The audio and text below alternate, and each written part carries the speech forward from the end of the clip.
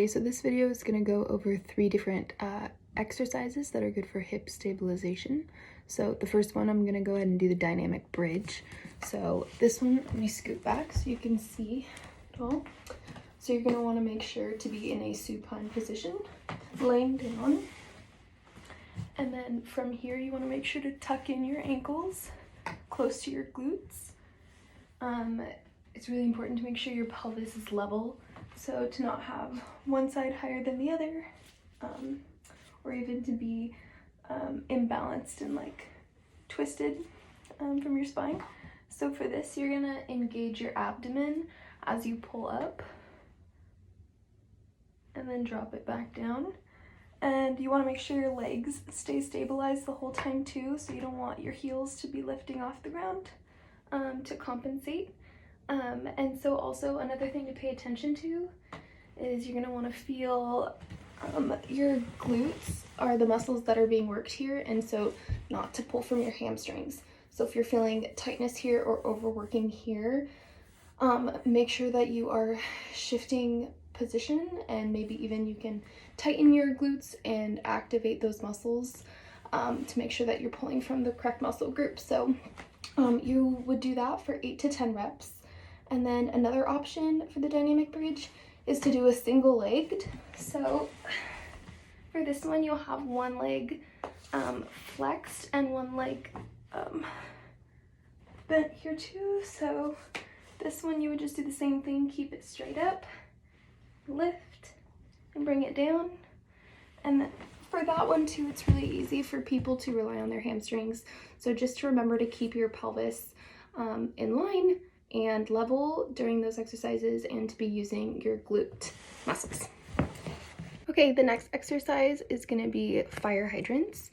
So for this one, you're going to want to be on all fours, so hands and knees. I'll turn to my side so you can see how this is set up. So you're going to want to make sure your hands are right under your shoulders and your knees are under your hips, properly over there. So for this, your abdominals are going to stay engaged the whole time, supporting your back. And so for this, what you're going to do is you're going to take your leg, lift it up and out. I'll turn on my little bit so you can see better. So you'll lift your leg up and out 90. So there's a 90-degree hip flexion and knee flexion. And then also to point out too, you want to make sure your ankles flex too. Don't extend your ankles. That just causes a little strain. So it's a 90-degree for both. And so what you want to avoid for this is rotating your hips. You really want to make sure it's that degree that you're pulling your direction instead of just like turning out your hips. And then another thing you're going to want to avoid is arching your back. So make sure a way to prevent that is by keeping your abdominals engaged. So tighten that, keep your back straight, and 90 and 90. And then your goal for this is to lift your thigh to your torso level. So as you can see, it's in line here. Perfect. And then you would do 8 to 10 lifted reps, and then with 2 to 3 sets on each side. The next exercise for hip stabilization is going to be the pelvic drop. So for this, you're going to want to have some kind of a box or something that you can stand on. I'm going to make use of what I have here. It's just this storage box. It kind of works out so you can see all that I'm doing also.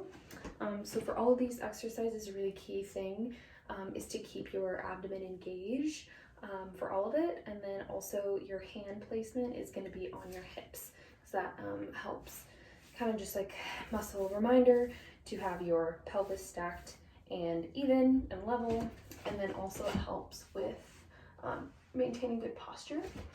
So just keeping it all like tight and engaged here, and your shoulders back, making sure you have a good just anatomical structure all the way down here. So for the first one, it's going to be hip flexion. This is really simple. You just flex at your hip here and pull your leg back, bring it right back to the start position. The next one is going to be abduction. So then this one, you would extend as far as it is in your control to the side. And another thing to remember right there is you don't want to compensate and lean or shift your balance all necessarily to this leg, but just maintain this straight posture and you are just pulling that leg out. Next is going to be the abduction and internal rotation. So this is basically the same thing, but you're going to add on the element of internal rotation by twisting your ankle in. Get that internal, and you can definitely feel that. So you pull out, bring it back in, and then next is going to be abduction and hip extension. So this one you're just going to pull diagonally back, and then your foot is going to be flexed. Pointed, I'm sorry, not flexed. Your foot's going to be pointed. So it's just a diagonal pull. Again, maintaining this straight pelvis, make it level. Next is going to be hip extension. So you just lift your leg right back with the toe pointed, pull it forward. And after this, you're going to want to step to the side of your box a little bit so that your foot can dip down. And you're going to do clockwise circles and counterclockwise circles. So just pulling it around and then counter. And maintain stabilization with that, also with your hips. And then for this one is going to be the single leg squat. This is the one where you will not have your hands on your hips, but instead extended forward. It's really important for this to maintain just like that really good posture in your back.